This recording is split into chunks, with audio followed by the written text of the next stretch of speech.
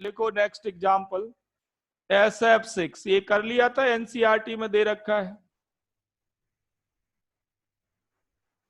नहीं किया। चलो लिखो जल्दी जल्दी। अरे मैंने तो नहीं बताया था, एनसीईआरटी में दिया था। कल मैंने कहा था आपसे कि PCL5 के आगे जो SF6 है वो पढ़ लेना साथ में। कोई बात नहीं, करो स्टेप बाय स्टेप, कोई देर नहीं लगनी। SF6 करो स्टेप बाय स्टेप,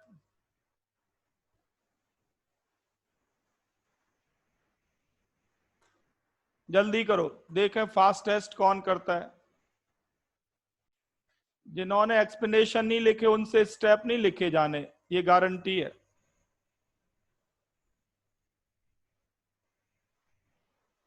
कई बार क्या होता है, कल आपको समझ में आ गया होगा पर आपने एक्सप्लेनेशन नहीं लिखे, आज तक वो सब गायब हो चुका होगा।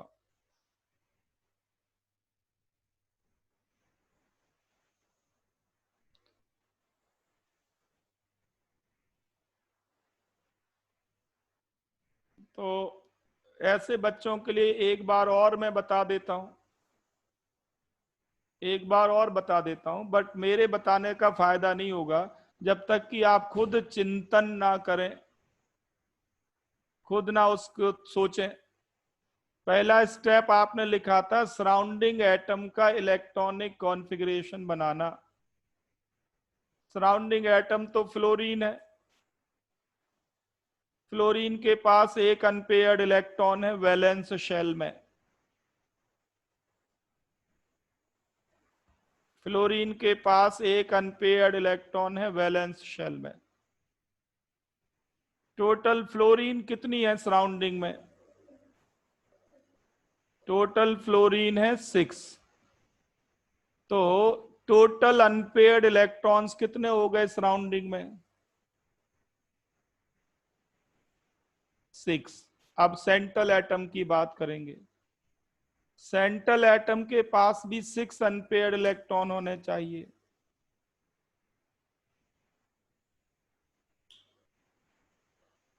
सेंट्रल एटम के पास कितने इलेक्ट्रॉन है ग्राउंड स्टेट में, जरा देखो। कितने अनपेयर्ड इलेक्ट्रॉन है ग्राउंड स्टेट में? अनपेयर्ड, ग्राउंड स्टेट में इसके पास 2 अनपेयर्ड इलेक्ट्रॉन है।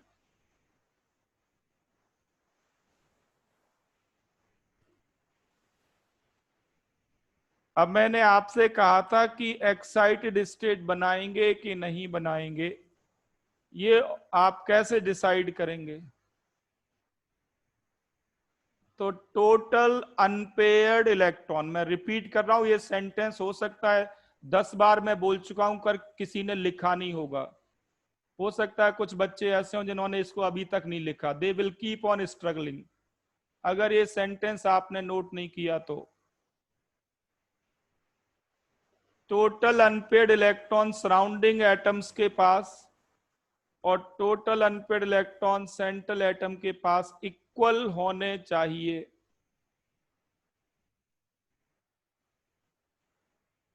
मैं लिख देता हूं, शायद किसी किसी को ऐसी आदत हो कि मैं लिखूंगा तभी वो लिखेंगे। कई बच्चों में ऐसी आदत होती है, मैं नहीं लिखूंगा तो वो नहीं लिखते। तो भगवान उनको सद्बुद्धि दे, मैं बोल भी तो रहा हूं कम से कम, तो वो लिख लें उसको। Total unpaired electron in central atom must be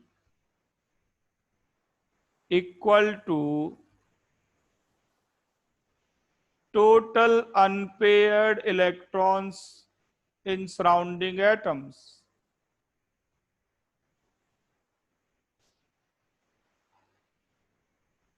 अगर ये सेंटेंस आपने नोट कर रखा है तो ये समझ लीजिए कि आप सारे क्वेश्चन खुद कर लेंगे, और नहीं लिखा तो आप बार बार स्ट्रगल करते रहेंगे।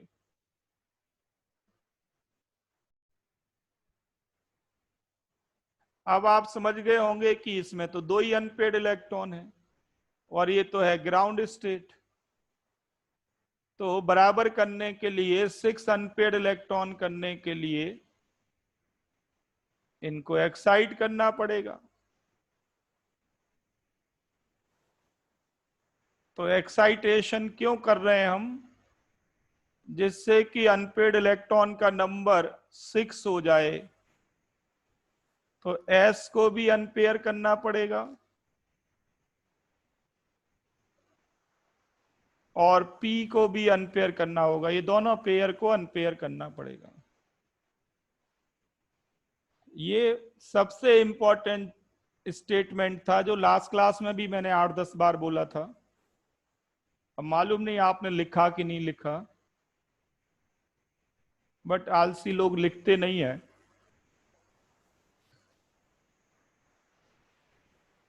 आलसी नहीं लिखते हैं, जो एक्साइटेड हैं वो तो तुरंत लिखें। तो इनकी इंटरमिक्सिंग की कौन सी हाइब्रिडाइजेशन हुई बताओ? sp3d2। कितने हाइब्रिडाइज्ड ऑर्बिटल्स बनेंगे? 6। ऐसे सोचो कि ये 6 इलेक्ट्रॉन पेयर है, ये 6 इलेक्ट्रॉन पेयर है। तो according to VSEPR theory space में कैसे अरेंज होंगे? ऑक्टाहेड्रल अरेंजमेंट और स्क्वायर बाइपिरामिडल। अब मुझे आप ये बताओ, ये सारे के सारे S F bond same length के होंगे या डिफरेंट लेंथ के?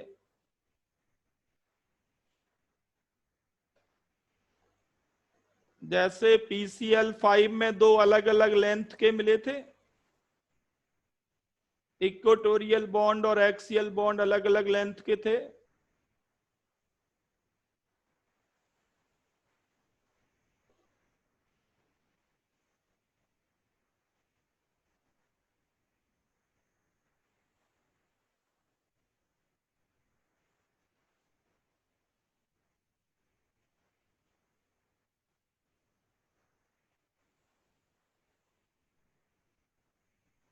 अब देखो, अभी भी इस पे बच्चों का ओपिनियन डिवाइडेड है।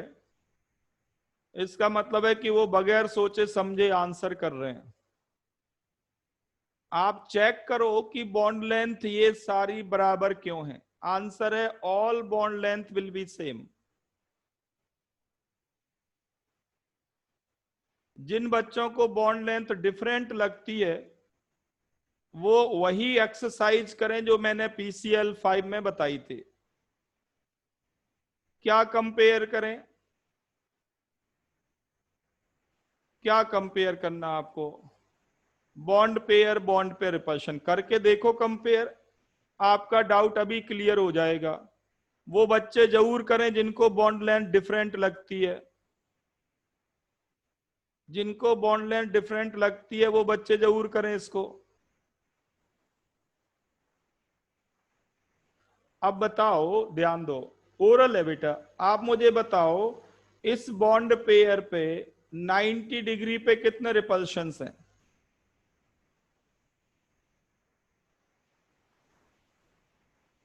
अर्शिया, इस बॉन्ड पेयर के 90 पे 4 रिपल्शंस हैं।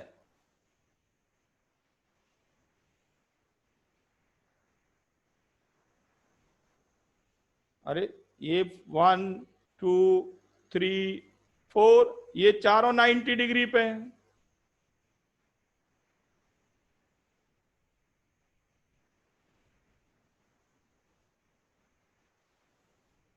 अब बताओ मुझे इसके 90 पे कितने हैं?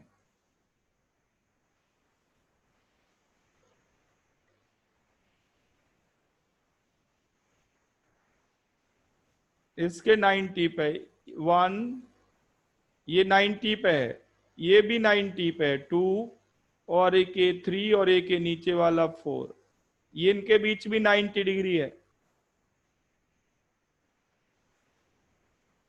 किसी पे भी आप रिपल्शन काउंट करो। मुझे तो ऐसा लगता है कि जिनने डिफरेंट आंसर किया उनने काउंट ही नहीं किए। हवा में तीर चला दिया, शायद निशाने पे लग जाए, बगैर काउंटिंग के।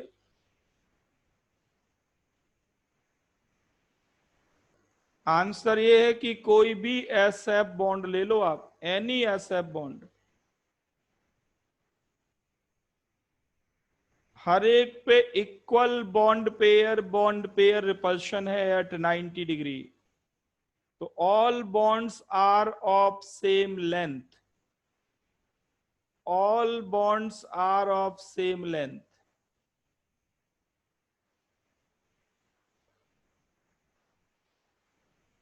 Is it clear to all of you?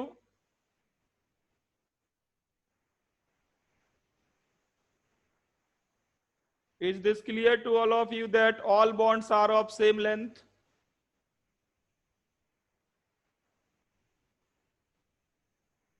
Okay. And all bond angles are 90 degree. वो तो दिख ही रहा सीधा सा। एक और एग्जांपल ले रहा हूं मैं जिसमें केवल बॉन्ड पेयर है। IF7 करो आप अपने आप, लेट अस सी किसको समझ में आया अभी तक।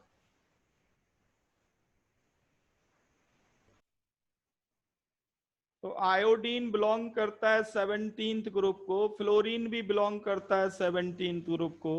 फ्लोरीन के पास आपको मालूम है कि एक अनपेयर्ड इलेक्ट्रॉन है, एक फ्लोरीन के पास एक है तो 7 फ्लोरीन के पास 7 हो गए। तो आयोडीन के पास भी 7 होने चाहिए, आयोडीन के पास 7 होने चाहिए। कैसे हो पाएंगे 7 अनपेयर्ड इलेक्ट्रॉन आयोडीन के पास, बताओ। ग्राउंड स्टेट में तो ओनली 1 अनपेयर्ड है।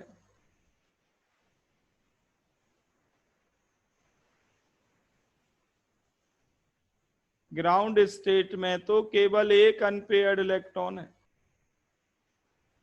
How can we have 7 unpaired electron?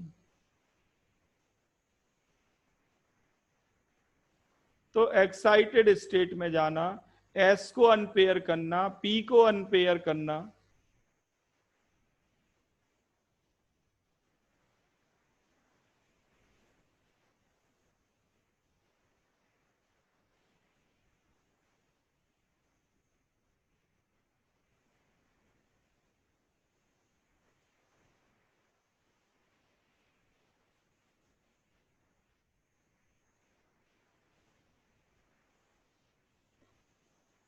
इन तीनों ऑर्बिटल को अनपेयर करो, तीनों को। अब काउंट करो कितने अनपेयर्ड हो गए, 7 हो गए कि नहीं। और सराउंडिंग के पास भी टोटल 7 ही है, 7 फ्लोरीन है। कंडीशन फुलफिल हो गई। तो अब आप इनकी मिक्सिंग कर दो। कौन सी हाइब्रिडाइजेशन हुई? sp3d3,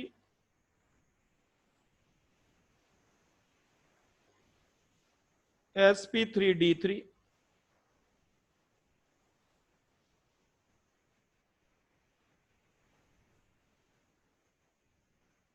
और according to VSEPR theory 7 hybridised orbital space में कैसे अरेंज होंगे?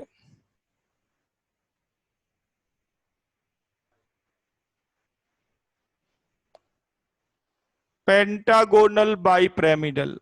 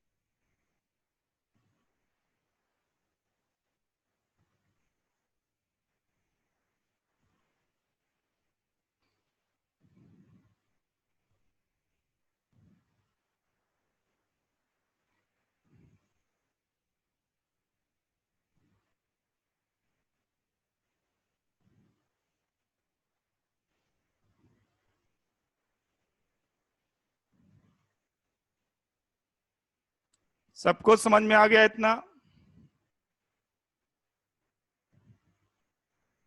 अब बताओ मुझे, क्या ये सारे I F bond same length के होंगे?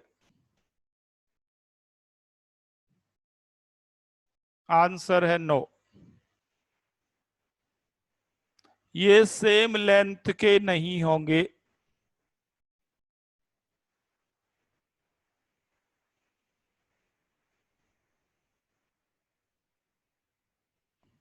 ये पांचों एक लेंथ के होंगे और ये जो वर्टिकल है उनसे डिफरेंट लेंथ के होंगे।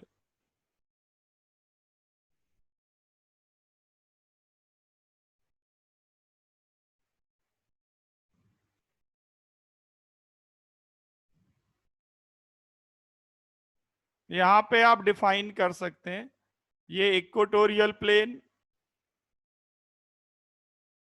और ये एक्सियल प्लेन सेम है जैसे पीसीएल 5 में आपने सोचा था।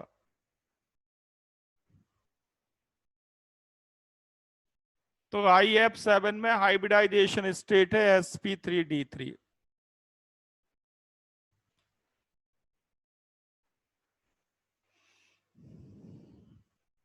फिगर बना लिया ये? ओके। एक प्रॉब्लम लिख लो जो थोड़ी सी कनेक्टेड है। आपने लिखा PCl5 कैसा होता है?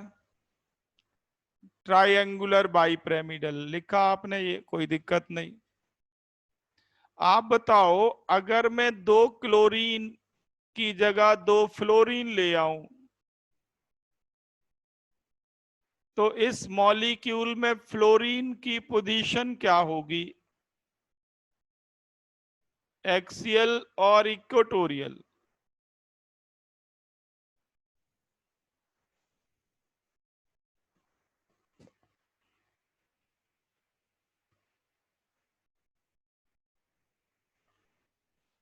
तो फ्लोरीन एक्सियल जाएगा, not equatorial.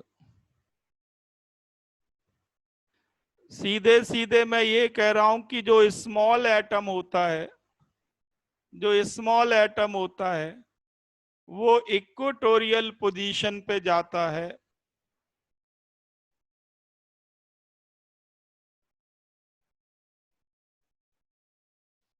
Small atom equatorial क्यों जाता है? स्मॉलर एटम इक्वेटोरियल पोजीशन पे क्यों जाता है? जिससे कि ये बॉन्ड स्ट्रांग हो जाए। आपको मालूम है ना, PCl5 में एक्सियल बॉन्ड, PCl5 में एक्सियल बॉन्ड लॉन्गर होता है। लॉन्गर बॉन्ड मतलब वीक होता है। अब जरा सोचो, लार्ज एटम अगर एक्सियल में चला गया तो और लॉन्ग हो जाएगा बॉन्ड। तो अगर आपके पास ऑप्शंस हैं कि लार्ज और स्मॉल में से किसको एक्सियल भेजें, अगर ऑप्शंस अवेलेबल हैं तो स्टेबल मॉलिक्यूल बनाने के लिए, स्टेबल मॉलिक्यूल बनाने के लिए, स्ट्रॉन्ग बॉन्ड बनाने के लिए एक्सियल में किसको भेजा जाएगा?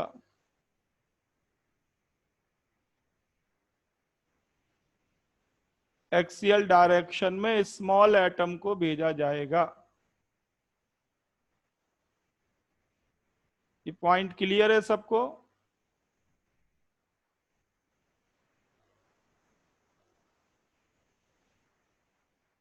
तो बहुत बढ़िया, यहां तक आपने बहुत अच्छा कैच किया।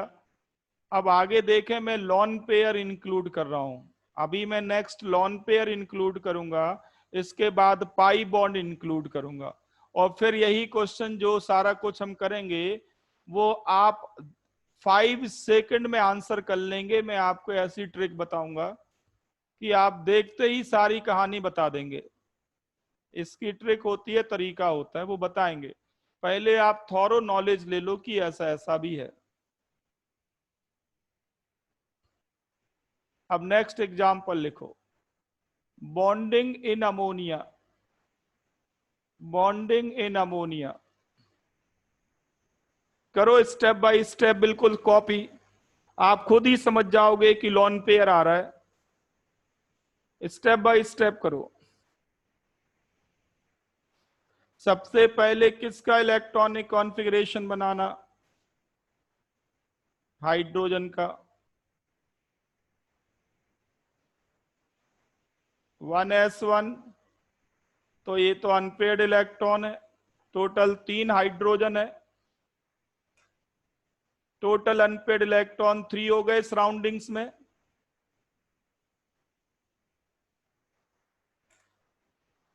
Okay, now think about central atom. Nitrogen का इलेक्ट्रॉनिक कॉन्फ़िगरेशन है 1s2 2s2 2p3। बताइए जरा, वैलेंस शेल में ग्राउंड स्टेट में कितने अनपेयर्ड इलेक्ट्रॉन हैं?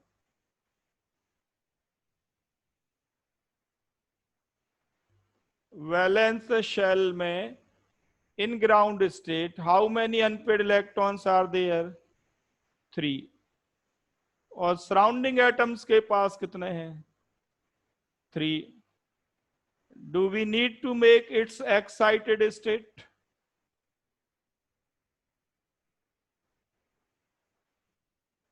आंसर है नो। मैंने आपको कई कई बार ये बात बताई, एक्साइटेड स्टेट ऑप्शनल है। ये आपको डिसाइड करना है कि बनाएं या ना बनाएं। और डिसाइड करने के पीछे क्या देखेंगे, किस पे बेस्ड है डिसीजन? कि total unpaired electron surrounding atoms के पास जितने हैं, सेंट्रल एटम के पास उतने ही होने चाहिए। तो ये समझ में आ गया सबको, यहां पे एक्साइटेड स्टेट नहीं बनाएंगे।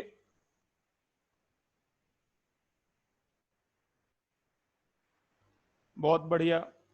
अब मिक्सिंग करो। मिक्सिंग तो हमेशा एस से ही स्टार्ट होगी, वैलेंस शेल के। कौन सी हाइब्रिडाइजेशन हुई बताओ?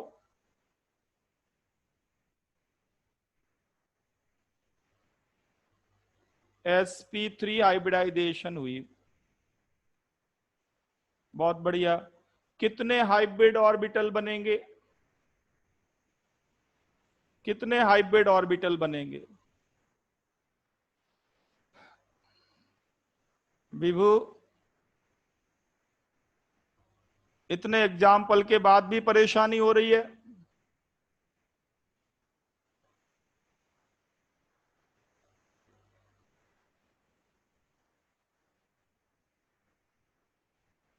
जितने एटॉमिक ऑर्बिटल मिक्स करते हैं, जितने एटॉमिक ऑर्बिटल मिक्स करते हैं, उतने ही हाइब्रिडाइज्ड ऑर्बिटल बनते हैं।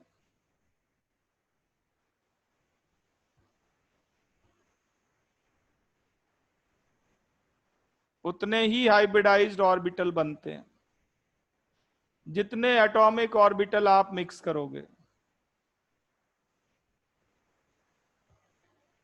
मैं 4 हाइब्रिडाइज्ड ऑर्बिटल बना रहा हूं।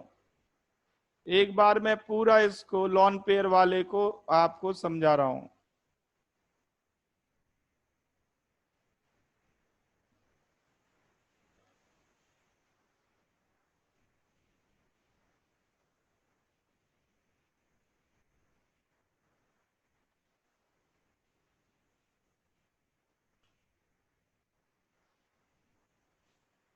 अब रितिन ने पूछा एस की मिक्सिंग क्यों होगी? अच्छा, इस थ्योरी का नाम क्या है? इस थ्योरी का नाम है बेटा वैलेंस बॉन्ड थ्योरी। है कि नहीं नाम? बॉन्डिंग में कौन आता है? Valence shell. क्या ये 2s वैलेंस शेल का पार्ट नहीं है?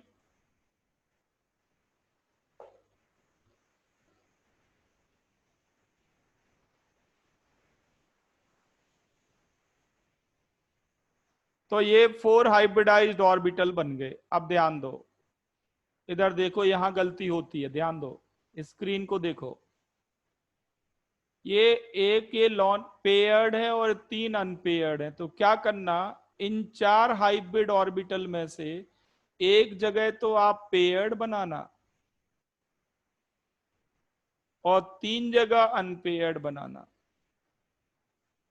बिल्कुल वैसे ही जैसे एटॉमिक ऑर्बिटल में है, एक पेयर्ड और 3 अनपेयर्ड।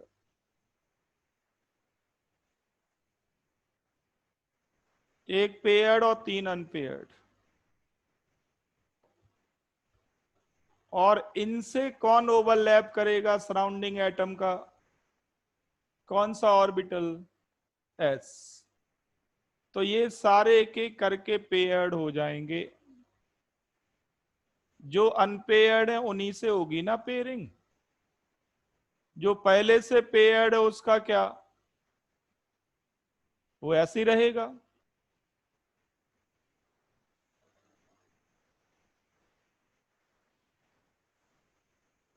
तो देखो अमोनिया को बनाने का ऐसा तरीका है, सिंपल सा।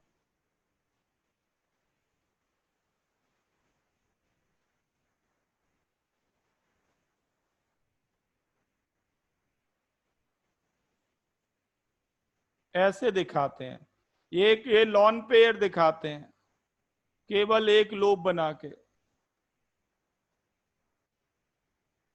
ऐसे 2 डॉट रख देते हैं, ये 2 इलेक्ट्रॉन है।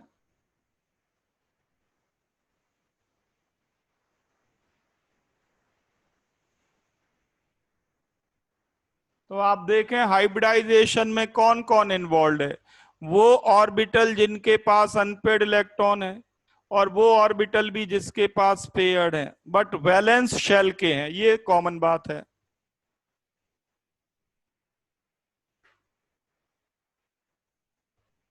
अब बताओ मुझे इस केस में इलेक्ट्रॉन पेयर ज्योमेट्री और बॉन्ड पेयर ज्योमेट्री सेम होगी क्या? तो आप बताओ इनके नेम क्या है? इलेक्ट्रॉन पेयर ज्योमेट्री क्या है? बॉन्ड पेयर ज्योमेट्री क्या है?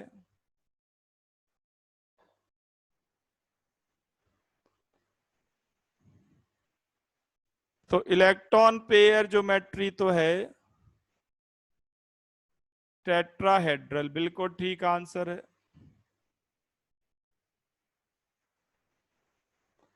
बॉन्ड पेयर ज्योमेट्री क्या है? तो बॉन्ड पेयर ज्योमेट्री में इस लॉन पेयर को आप भूल जाएं। ये है पिरामिडल, ये जस्ट एक पिरामिड बन गया 3 H को लेके N के साथ।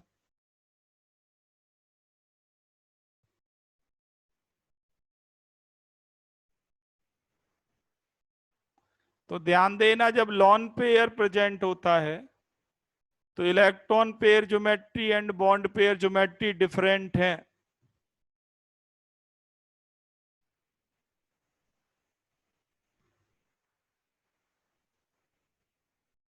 मोनिका बेटा, कल का टेस्ट आपने भी नहीं दिया था। मोनिका,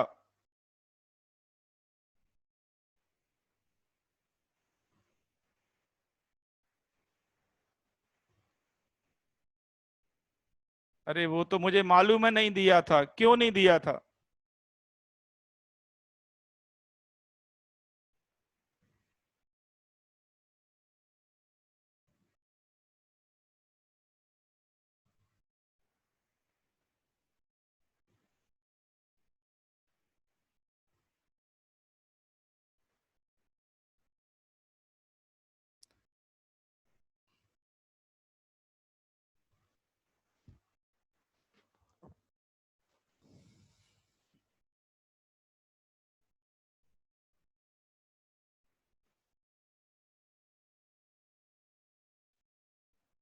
मैंने देखा है जब क्लास की एंडिंग होती है तो बाय करते वक्त, थैंक यू बोलते वक्त सबका नेटवर्क ठीक आता है।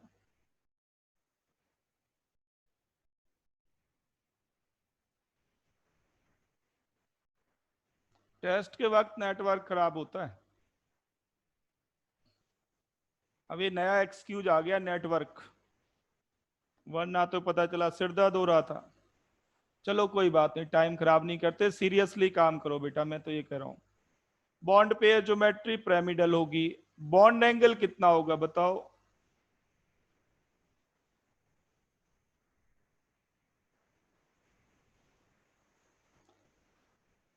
आरुषि 120 डिग्री कहां से पहुंच गया बेटा?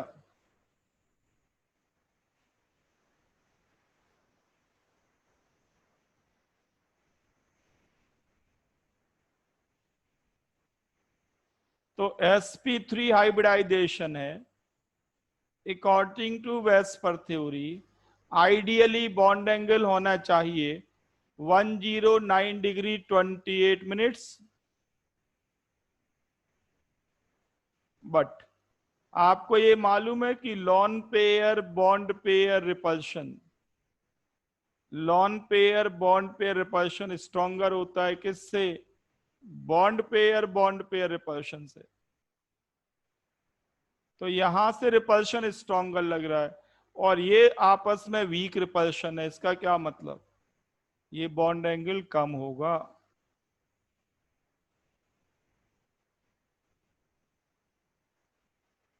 तो ये 106.5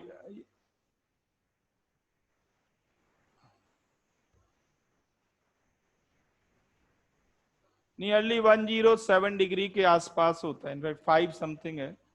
तो 106 पॉइंट समथिंग, या कुछ बुक्स में 107 डिग्री लिख देते हैं, बट 109 डिग्री से कम होगा, ये गारंटीड है। ये समझ में आ गया सबको?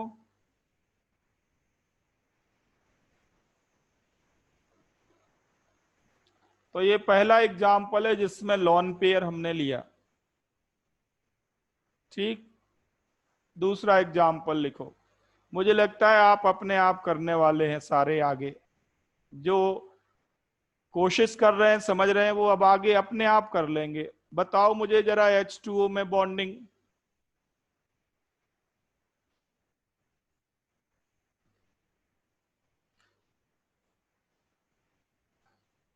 H2O बिल्कुल स्टेप बाय स्टेप कॉपी करो।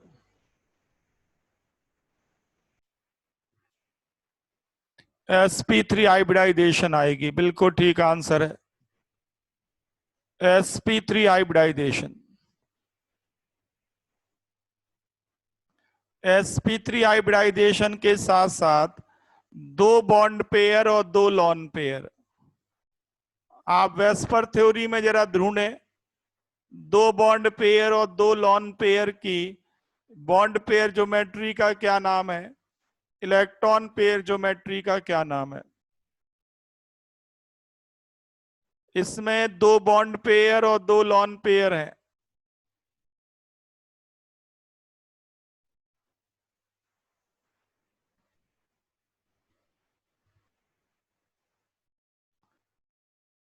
दो बॉन्ड पेयर दो लॉन पेयर। तो इलेक्ट्रॉन पेयर ज्योमेट्री का क्या नाम है? टेट्राहेड्रल। इसमें तो कोई प्रॉब्लम नहीं। बॉन्ड पेयर ज्योमेट्री का क्या नाम है?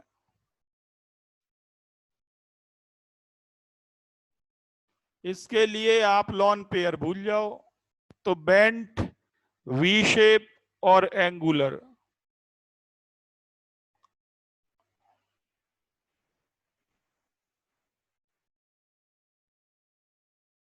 बॉन्ड एंगल कितना होगा? HOH।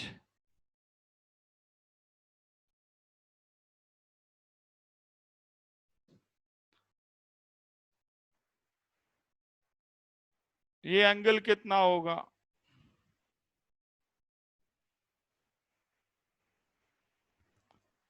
तो 109 डिग्री से कम होगा, ये गारंटी है। ये नियरली 104.5 डिग्री होता है। ये डाटा याद ना हो कोई बात नहीं, बस ये पता होना चाहिए कि 109 डिग्री से कम होगा।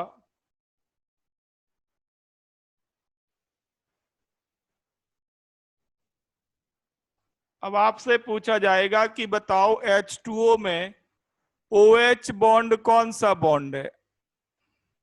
ऑप्शन होंगे sp-s bond, sp2s bond, sp3s bond और sp3ds बॉन्ड। यही ऑप्शन बनेंगे।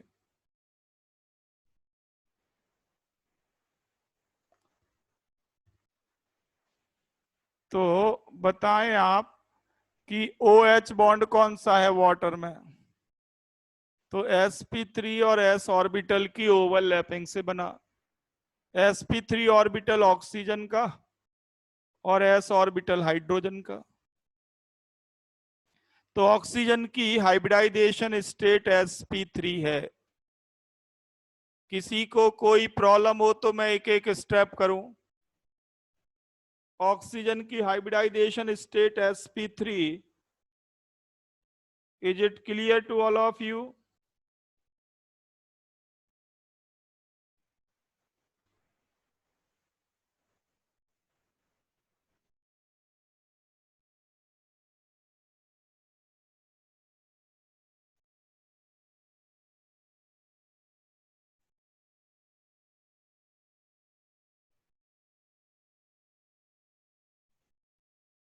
ओके।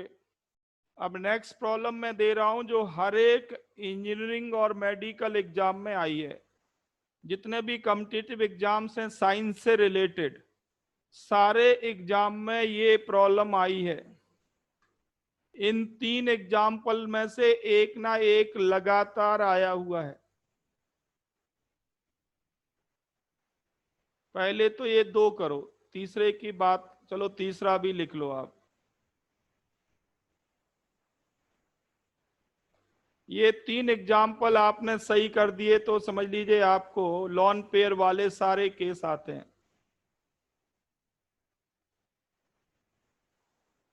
आप इनमें पहले सेंट्रल एटम की हाइब्रिडाइजेशन स्टेट बताओ, फिर इनकी बॉन्ड पेयर ज्योमेट्री बताओ।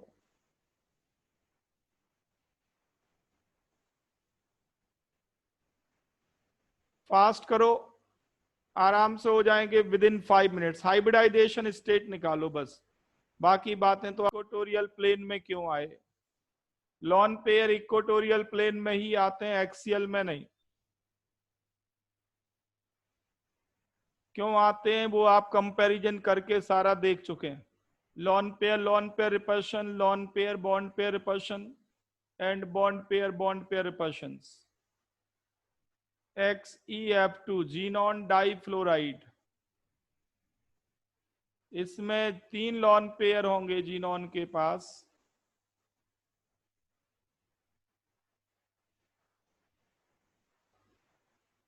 और तीनों लॉन पेयर इक्वेटोरियल प्लेन में आएंगे। ये है 2 बॉन्ड पेयर, 3 लॉन पेयर। आप वेस्पर थ्योरी के पेज पलटना, ये तीनों कॉम्बिनेशन आप देखना। लॉन पेयर इक्वेटोरियल क्यों जाते हैं ये सारा डिटेल आपको मिलेगा।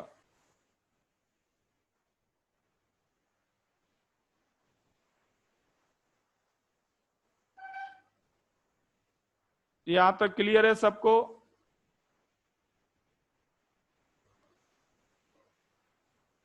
कोई बात नहीं, अगर अभी भी क्लियर नहीं है तो आप बैठ के बनाएं, फिर भी नहीं बनता तो अगली क्लास में पूछ लेना।